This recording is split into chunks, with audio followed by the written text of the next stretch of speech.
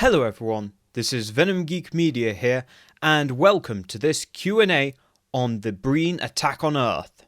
Before we get started, I'd just like to say an enormous thank you to all the voice actors who helped me out with this particular production.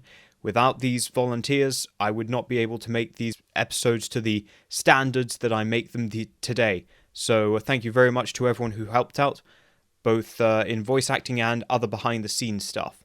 Also, secondly, I'd like to thank everyone who came along to the premiere and made it such a successful event. And the episode seems to be doing very well, people seem to be enjoying it, and people have a lot of questions, so without any further ado, let's get into those questions.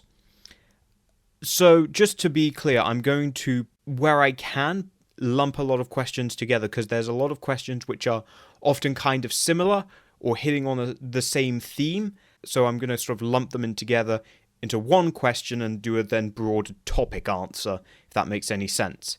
So without any further ado, let's get into it. So the first question is regarding the presence or lack of presence of the Enterprise E. This was asked by Revel Kane, Cole Reswesker, and Josh K. In Beta Canon books, for those that don't know, the Enterprise E is present at the Battle of Earth. Now, in terms of why I didn't do that, for starters, I wanted to show other Sovereign-class ships. We've seen the Enterprise E throughout the Dominion War at this point. We've seen it at the Siege of Vulcan, we saw it at the Battle of Benzar, and we saw it during the Battle of Beta Z. So, we've given, I think, more than a fair share of attention to the Enterprise E, and after all, she is only one ship and can only be in one place at a time. And I think I really wanted to show that there are other Sovereign-class ships out there with their own stories. In this case, the USS Victoria, but not in any way limited to the Victoria. Going back to the video I did on the Sovereign, it's worth saying that, the Sovereign-class starships are Starfleet's best asset, whether that's militarily or diplomatically, and it doesn't make sense for them to be just sitting around on the shelf. Now, in the case of the USS Victoria, that's a newly launched ship undergoing shakedown and probably some battle drills. You want to make sure that it's up and ready to go before you actually deploy it to the front lines. But otherwise, I don't see much reason for Sovereign-class ships already in service to be making frequent visits to Earth. That seems quite unnecessary, so that's ultimately why I decided to not show the Enterprise E during this battle and instead went with the USS Victoria. Now, on a similar line with the last question is a question from Alexander Carez, who asks, why didn't we see STO's planet-side assault? So in the STO Temporal Mission, you go back in time to the Breen Attack on Earth and you beam down to San Francisco and fight the Breen and Starfleet headquarters. So ultimately, the reason why I didn't include that is because I don't see a good reason why that would have happened. I understand why STO does it for gameplay purposes, but I think if STO wanted to actually realistically depict some kind of planet-side gameplay, you'd have to be beaming down to San Francisco and pulling bodies out of the rubble, which is decidedly morbid. So I see why they made the decision that they made, but ultimately that's the more likely thing that would be going on the ground. It doesn't make sense for the Breen to be beaming people down, especially when they might get captured, and the Breen want to preserve their intelligence advantage in the war. Essentially, by using their fighters, they can accomplish the exact same objective far more efficiently than by deploying ground troops. Deploying ground troops has all sorts of other issues that go along with it. Fundamentally, the only reason the Breen would have to beam down is if there was something on the surface that they specifically wanted to grab, and there wasn't, at least as far as we can tell. This isn't the Battle of Coruscant. I almost intentionally drew a parallel there with how I opened the episode, but they are very different events with very different objectives. Next question is regarding the Breen power drain technology. So Justin Blanchard was asking why they didn't use it during the attack on Earth, and SCP Guy was asking whether it was derived from Borg technology, which is quite interesting. If you remember back to Q Who, the Borg make use of a shield drain device, which drains the Enterprise's shields, very, very effectively. Now, the Breen power drain does all sorts of things that the Borg would hate. It attacks computers and technology. These are not things that the Borg like to destroy, because the Borg like to assimilate those things. So, if it is derived from the Borg shield drain, the Breen power drain is very, very heavily modified, and in all likelihood is actually quite a recent design. It's not like prior to their joining the war, the Breen are known to use this weapon. This is obviously a new weapon that the Breen have developed, and they've kept it obviously very quiet. So it could well be that in fact the Breen fleet that attacked Earth simply didn't carry it with them because they just weren't ready in time. But I think a more likely explanation is that it wasn't seen as needed. After all, they weren't meant to be taking out starships at Earth, they were first and foremost meant to be attacking the planet's surface, and you don't need a power drain to do that. And critically, this is absolutely a one-way mission, and the Breen know it, so you don't want to then risk losing these power drain devices, especially if Starfleet can capture them and reverse engineer them when they are your latest and greatest weapon. It doesn't make much sense. So that's why the Breen don't make use of the power drain on Earth. As to its origins, it may well be Borg technology, may just be native Breen design, but there is an interesting potential explanation there, I think. Question number 4 is really regarding what happened in terms of sabotage events during the attack, or prior to and leading up to the attack. This is from Rella and Kieran Hines.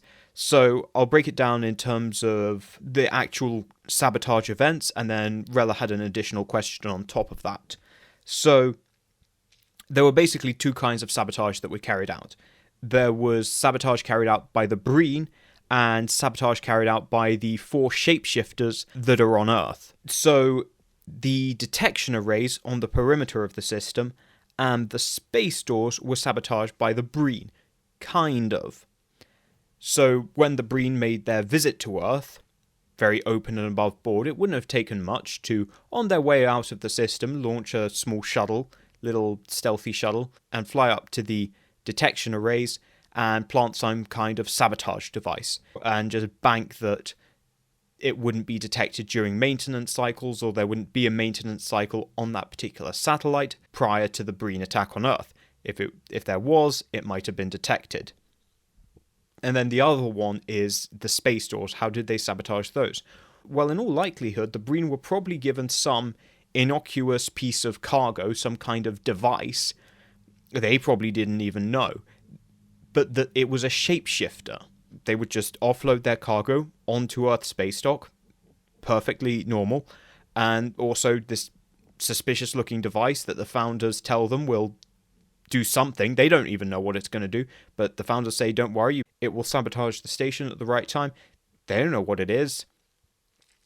Turns out it's a shapeshifter, which is more than able to get to the various vital areas and vital components and sabotage the space doors. And I will pick up on the whole space door situation later on. Not only do the shapeshifters on Earth have their hands full with carrying out the sabotage that they are doing, but also it's very difficult to get from Earth to Earth space dock undetected. Starfleet are not completely stupid, and they have been very careful with some of their anti-changeling precautions. Earth space dock is this massive transport logistical hub, hundreds and hundreds of ships coming and going each day, and so it's very difficult to keep a secure track of everything safely, particularly if you want to continue the smooth running of the station. Now, from the planet to the station, that's just a single line of transport, and so that can be more easily monitored. But when you've got then hundreds of other nodes coming in, that's where the weakness is, that's where the vulnerability is, because you're never going to be able to cover all fronts, and, one way or another, a changeling is going to be able to find their way through that way. So it was easier for the founders to infiltrate the station from space than it is from Earth. So on Earth, the changelings were sabotaging the shield stations, of which there were 2, the Istanbul defense installation, which is ultimately the centralized networked control station, and the San Andreas control station. That's 4 targets for the 4 changelings. Now, this brings me on to Rella's question, which was regarding network redundancy. Rella is a computer man by all accounts and probably knows a hell of a lot more about computers than I do. It's worth explaining or clearing up that this was not a software attack. This was not a jamming or anything like that. This was a physical shutdown of these systems.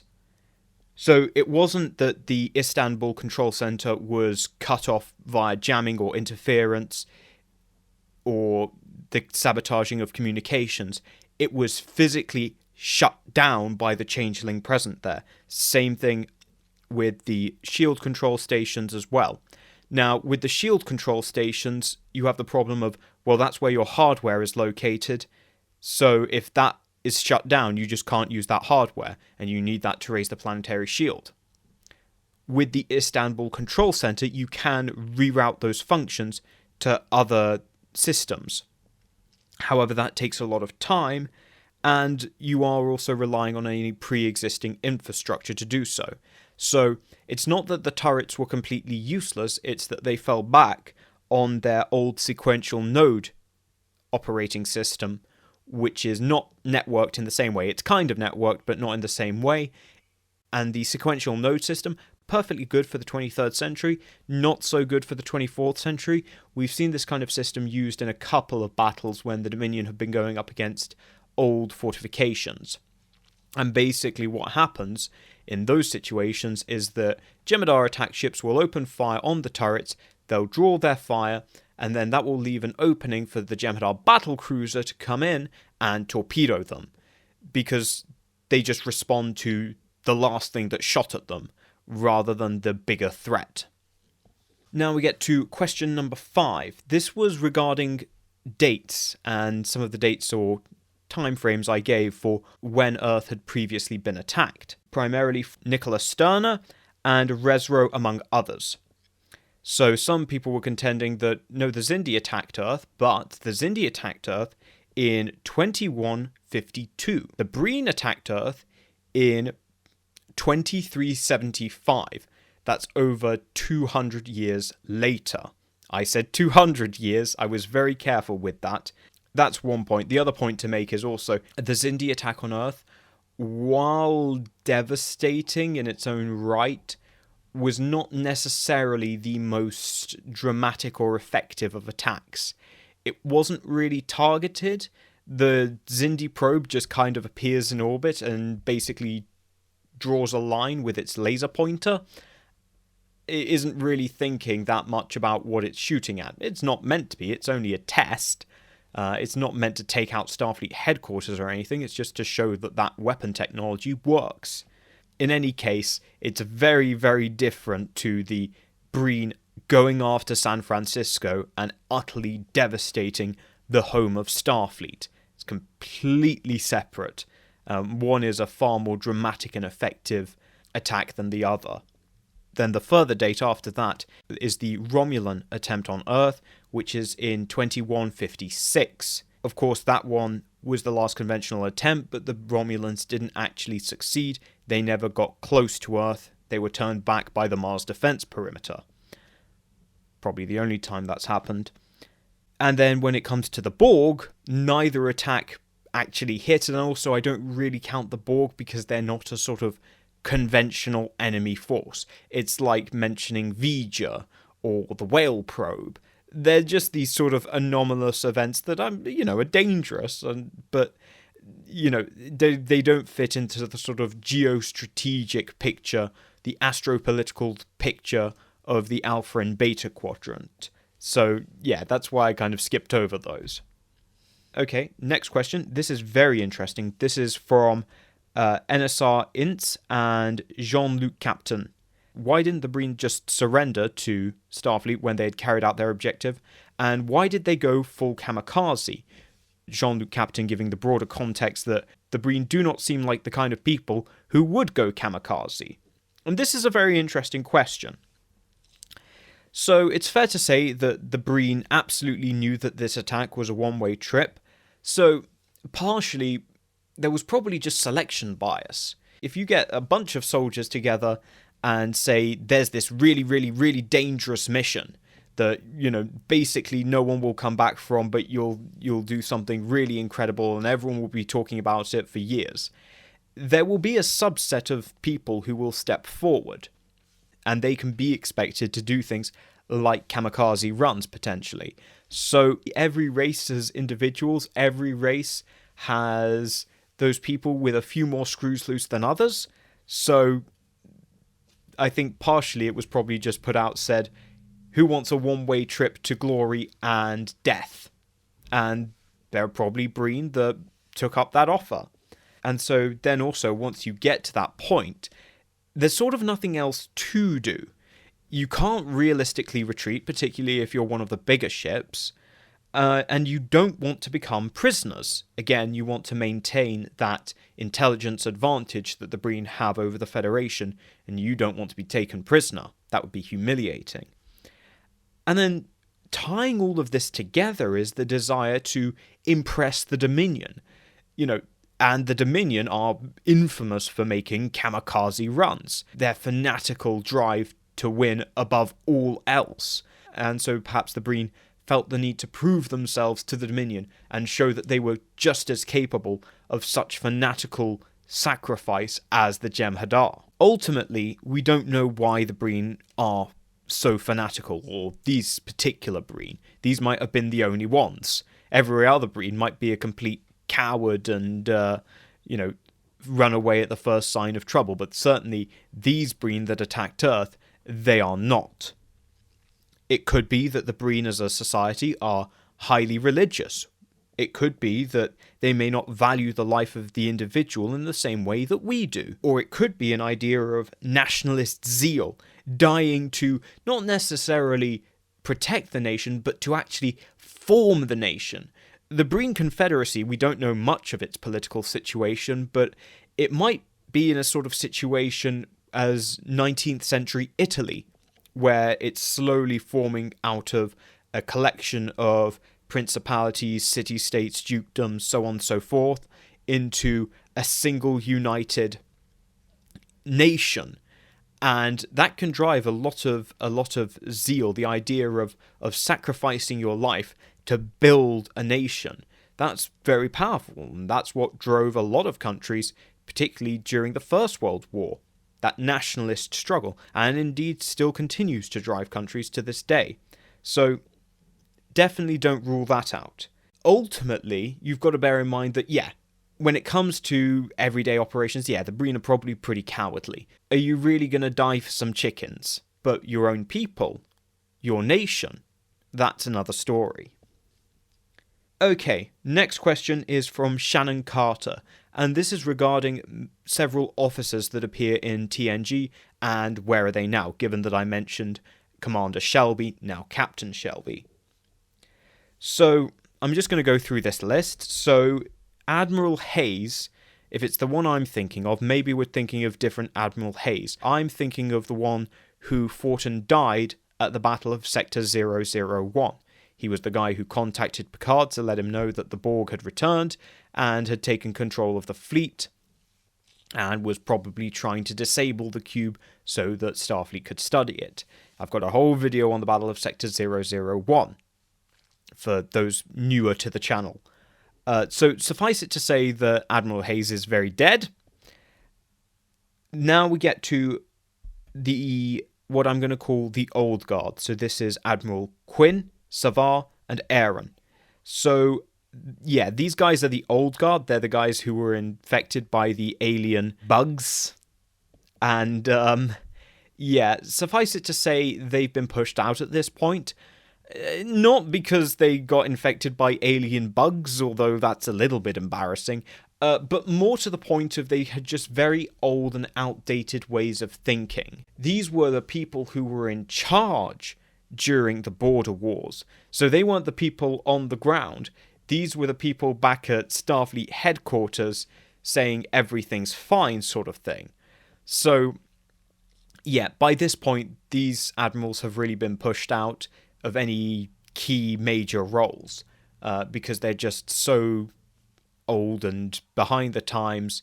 They're no longer any use for Starfleet. Not to say that they still don't have something to give, but yeah, in terms of their Starfleet service, they don't really have all that much military use, certainly. And then the other half is Captains Rix and Tryla Scott, again from the episode Conspiracy. These were younger, more elite captains. Chances are these people are around and probably not just in command of their own ships, but probably in command of squadrons, if not more. I could definitely see someone like Tryla Scott now in command of a frigate wing. That is something that would definitely fit her MO. So definitely those officers are still out there and giving the Dominion hell. Next question is from SCP Guy and Kieran Hines. And this is basically, why didn't the Breen attack X or Y target? So why didn't they attack Luna? Why didn't they attack Utopia Planitia? Why didn't they attack Jupiter Station? So on and so forth. So just to be clear, the Breen attack hard focused on San Francisco and nothing else. Apart from the Breen ships in orbit, which when they got a chance would fire some opportunistic torpedoes, that was more hoping to hit something rather than actually targeting a city. They more just had an opening to fire at the planet, and whatever those torpedoes hit, those torpedoes hit. You know, they'll try and aim for cities and population centers, but it was very much like this was a kind of as well as rather than the main objective. So the reason that the Breen attacked San Francisco, well, it's the most obvious target on Earth, and they want to hit Earth specifically, because people don't care about Mars, they don't care about Luna. I mean, what are those? Those are just some dusty rocks, frankly, in the nicest way possible. But Earth is Earth. Earth is the cradle of humanity. It is a sapphire gem of the Federation. So, like, it's a lot more than any of those other facilities. And then the other half is that those are very well-defended targets. They have to be. Luna is a colony basically established on a moon with no atmosphere. So it has inherent to it a degree of hardiness. And it's much easier to defend and fortify because it's already been constructed quite defensively. And goes doubly for Mars and Utopia Planitia. If you think Earth was heavily fortified, oh boy, let me tell you, Utopia Planitia, they don't mess around there. Whereas Earth is a paradise. You know, yes, Earth is well defended, but they always had to make compromises in order to preserve the fact that Earth is a national treasure. It's a natural beauty. It's the capital of the Federation. You don't want it festooned with hundreds and hundreds of weapons, turning it into some kind of death ball. And so instead, you have to think more carefully and strategically about where you place weapons. And thus it is an easier target compared to areas where there's less civilian interest, where there's less interest in preserving the natural beauty. Actually, on that note, I really enjoyed looking at San Francisco on maps. I never really gave it a second look previously, but it's a very, very well designed city.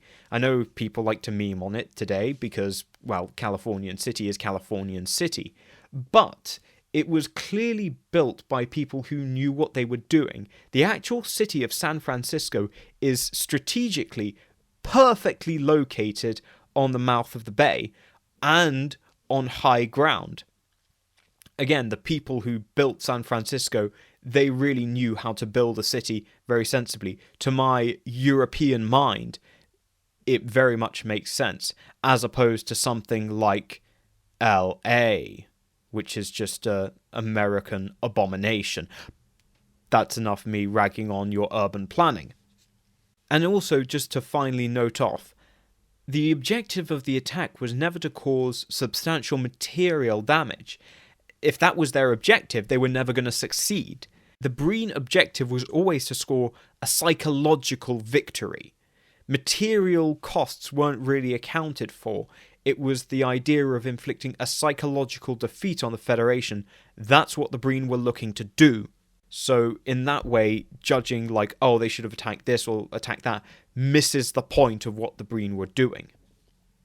Okay, question number 9, and this is again pertaining to San Francisco and a little bit of a geographical foobar on my part, or geophysics foobar on my part. This is from J. Brian Balter, and basically he's pointing out that because the San Andreas Fault is a slide fault and not a subsistence fault, basically water doesn't get displaced, but essentially, and you'll see the text of the comment on screen, but essentially for those interested, where you have one tectonic plate being subsumed by another, as one tectonic plate moves above the other, that displaces water. That's what causes tsunamis. Whereas if you just have two tectonic plates that slide past one another, and, you know, at times they will catch, there will be additional friction, whatever, that's going to trigger sort of horizontal vibration, I suppose.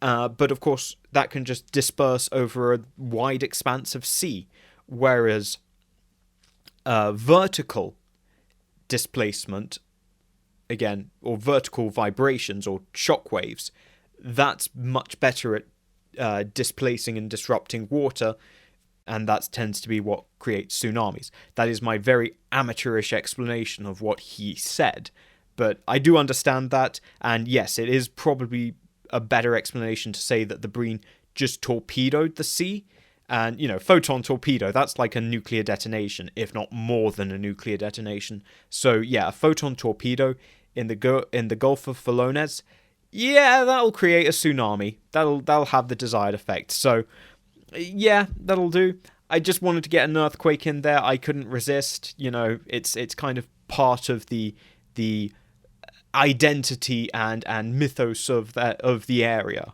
But fundamentally, all I wanted to do was find some way of displace some water to create a tsunami that will disrupt the shield. As I say, The Rock got away with it. A future US president got away with it. Why can't I? Okay, question number 10. This is regarding the Battle of Jem'hadar and whether or not I'm going to cover it. Just put it very simply, probably, yeah, in some form, eventually, when I get round to covering the 4 Years' War. Don't hold your breath. I've got a lot of other things that I want to do before I get to the 4 Years' War. I do want to do the 4 Years' War, be assured.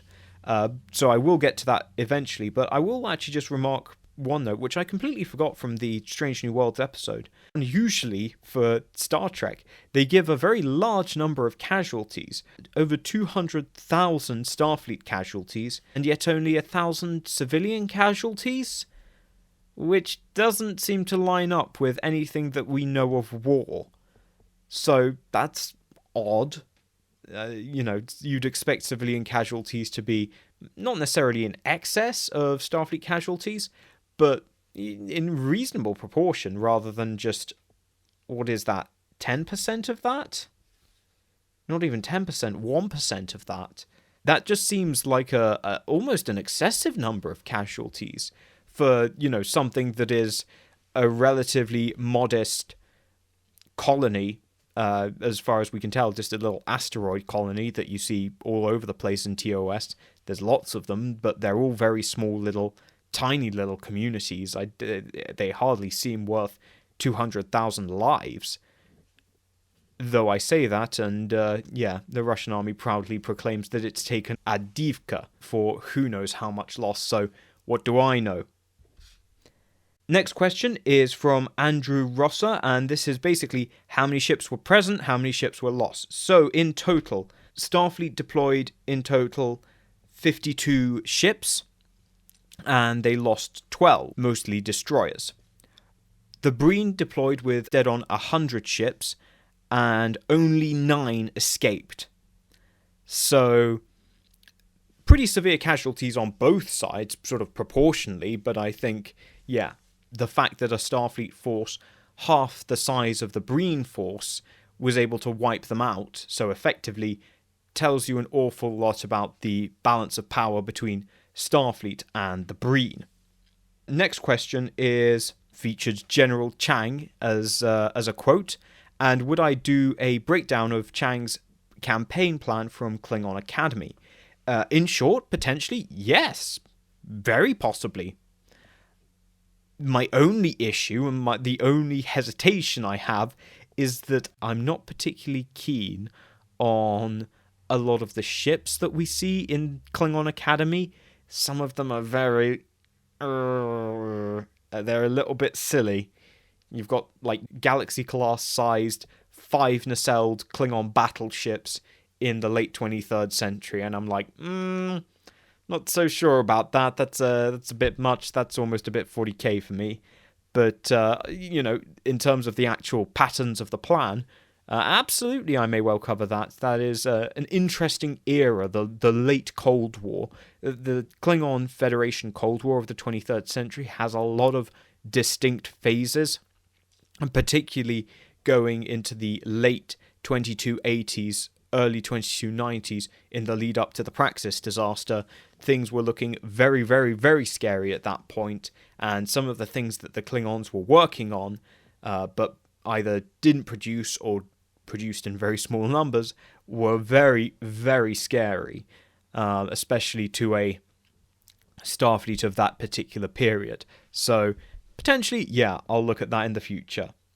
The next question is from Save the Porgs, and this is basically, why didn't they blow the bloody doors off when the space doors on Earth's space dock jammed? Put it simply, not all the doors were jammed. So, 3 out of 4 of the doors were jammed, but 1 door wasn't jammed. And at that point, you end up saying, well, is it really worth blowing the doors open when there is actually a working door? We just now have to queue up to get out. Does ultimately what the Breen want, which is slow the response down. It's also worth mentioning that even if you do blow the bloody doors off, you're now going to have a problem of debris. And you're now going to be flying your ship into the debris of the door. And also, additionally, you could well compromise the defenses of the station. So if you blow the doors off, maybe the station's shields might not work anymore. So, like, not to say that if all the doors had failed, they would absolutely blow the doors open. But if one of the doors is working, it hardly seems worth it to gain a couple seconds, but that was all the Breen were looking for, was a couple of seconds.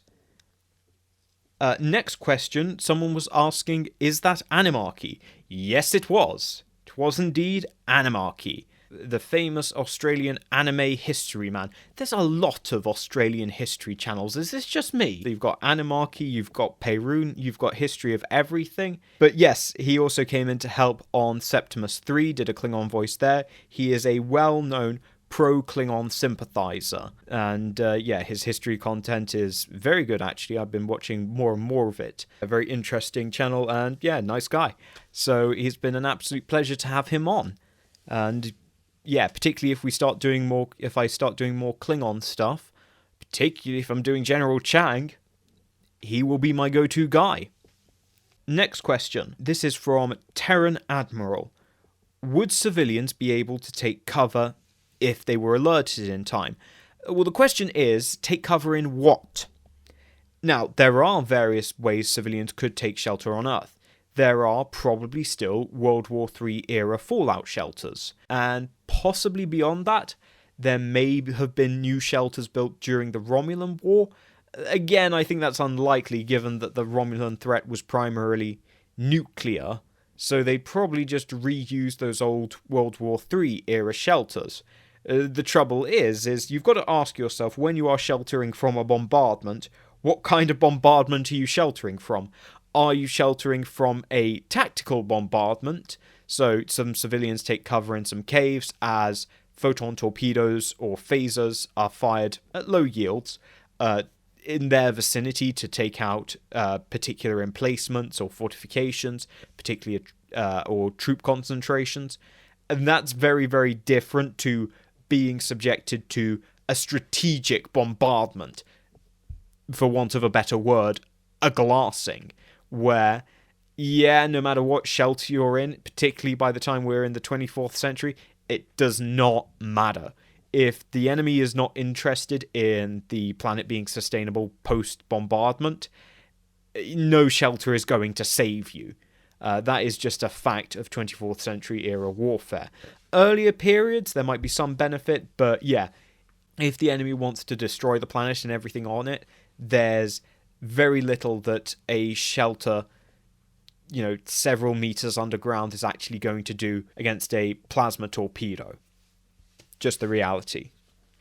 Next question from HMS Verdun and Stephen Conroy. This is regarding Admiral Bullock.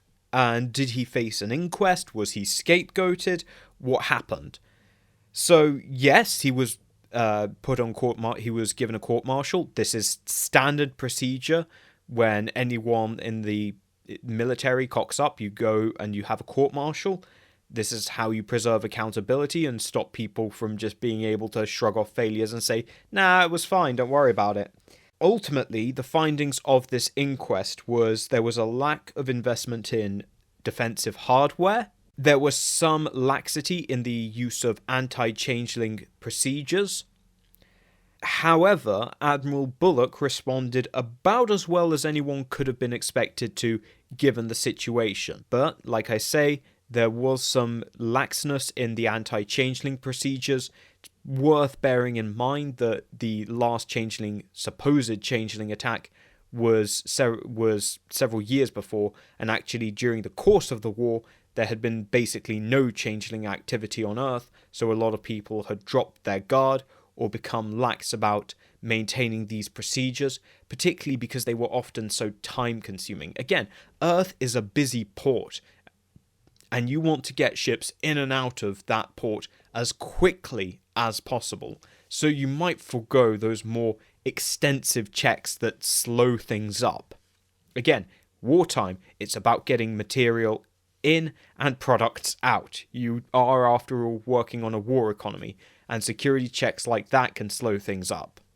The result of this was that there was a Committee of Homeworld Security formed. This involved people from both Starfleet and the Federation government, or more precisely the United Earth government, that would basically ensure the continued defense of Earth, so it was brought more under government oversight.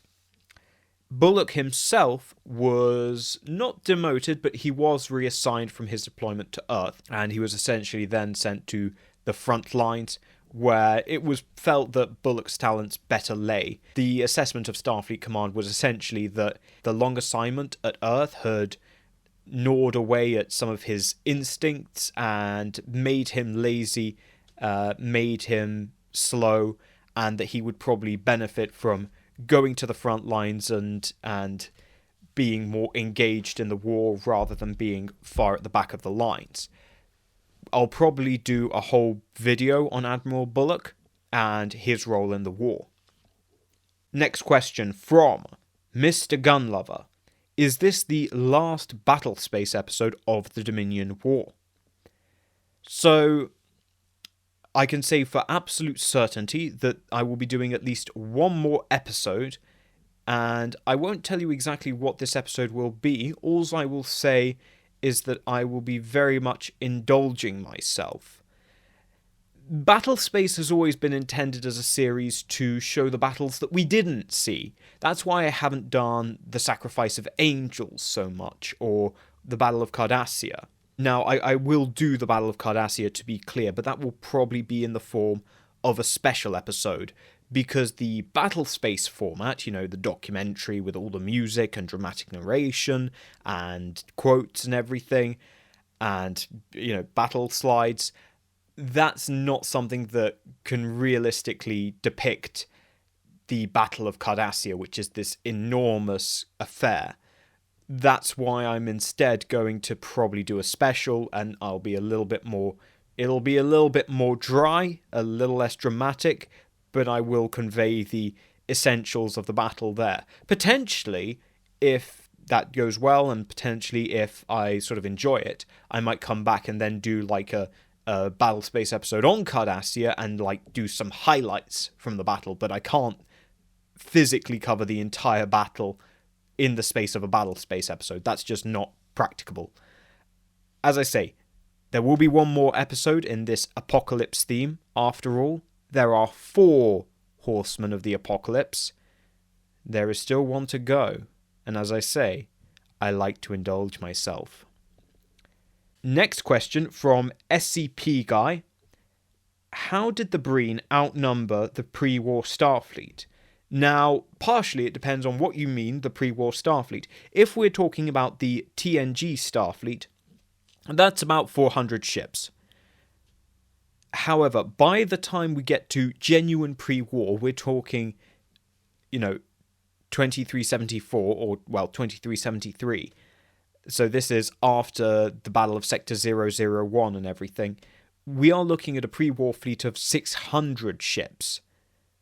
So Starfleet has grown between Wolf 359 and 2373 by a measure of 200 ships.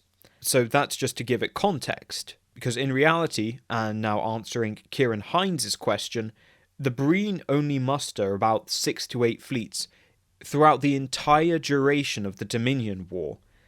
So that makes them a comparatively small combatant. Now, in terms of how they are able to build such a fleet, well, we don't know how long they took to build said fleet. It may have taken them a while, but also, as I mentioned in my video on Breen Doctrine, these ships are all modular. So this is something that I'll talk about, particularly when it comes to the Klingon fleet of the TOS era. When you have a modular fleet, it's very easy to build up your numbers extraordinarily quickly. And again, the Breen had a very established, very thorough modular system in place that allowed them to build destroyers and frigates at frightening rates, and those are ultimately the bread and butter of the Breen fleet. Yeah, you can probably expect the larger Sarthelm heavy cruisers and the carriers to take more typical amounts of time, but yeah, chances are they were probably able to build frigates and destroyers probably at a similar rate that the Dominion was building Jem'hadar attack ships, because that's how simple it is when these ships are so completely modularized. It's a lot easier to build up those numbers quickly. As I say though, in the grand scheme of things, they're only mobilizing 6 to 8 fleets, so that's still very small compared to every other combatant in the war. Especially when you compare them in relative tonnage as well. Breen ships are not exactly the most substantial things. Last question now from Anson Ellis. This is regarding Breen cloaking devices. How did they get them? Okay, so probably in all likelihood, the Breen got their cloaking devices from the Romulans. In terms of the timeline, it simply doesn't follow that they would have got them from the Klingons. That doesn't make sense, because when the Klingons supposedly sent an expeditionary force to Breen space, this was in the 22nd century, where the Klingons didn't have cloaking devices yet. So this would suggest that potentially they got their cloaking devices from the Romulans. They may well just be their own native designs. We don't honestly know. If you want to remember the Suliban, you might say that was derived from the Suliban. I don't know why you'd want to remember the Suliban, but that's an option there. So, if anything, it's either going to be native designed or potentially Romulan based. Now, it's worth saying that this is a very rough cloaking device. Both the Romulans and the Klingons have evolved their cloaking devices in certain ways. So the Klingons have advanced their cloaking devices basically so that they can cloak and decloak very quickly. That's ultimately what the Klingons like to do, is use their cloaking devices to get into battle and get out, use it as a tactical utility. The Romulans have some interest in that. The speed of cloaking is not insubstantial to them. However, they are far more concerned with perfect concealment because of what the Romulans' strategy is, the idea of deep infiltration. It means that you have to be very thorough in ensuring your concealment. So because of that, Romulan cloaking devices very much, they're perfect or almost perfect, but they are slower to operate compared to their Klingon counterparts. The Breen only really use their cloaking devices as a tactical utility. There's a reason they never use them mid-battle, and that's because they're very rough. They probably don't offer all that much concealment compared to Romulan cloaking devices, and they're probably unwieldy compared to Klingon cloaking devices. So all told, again, for the Breen, it's a utility. It's something that they have in their back pocket, but it is certainly not relied upon doctrinally in the same way that the Romulans and Klingons rely on their cloaking devices to make a lot of their tactics work. And then finally, he did ask whether the Breen lost their cloaking devices after the war as a result of a ban. As far as we can tell, they did not lose their cloaking devices. However, there was then an embargo placed upon them by the Klingons and Romulans, who basically control all the export licenses for cloaking devices. You basically buy a Romulan cloaking device or a Klingon cloaking device, and either way, they control what third parties you can sell that on to. So the Romulans and Klingons were not going to let the Breen get any more cloaking devices.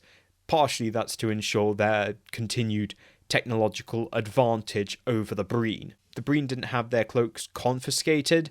Again, it misses the point. When Starfleet gave up its cloaking devices, it did so voluntarily because it felt it would stabilize an unstable astropolitical situation, which was unique, but it made sense at the time.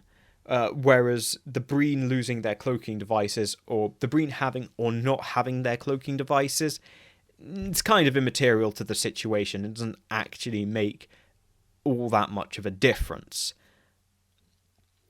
So with that, I have now reached the end of the questions. This has been quite a long recording. I hope you all enjoyed. I hope I answered your questions satisfactorily. Please leave a like and a comment and share this video around, and make sure to, tell any friends that you have about Battlespace and the Dominion War, particularly if they're getting into DS9. It's a very popular show for people to binge, and this is an excellent complement to have alongside it. Once again, thank you very much for watching. I have been your host, Venom Geek Media, and I will see you all in the next video.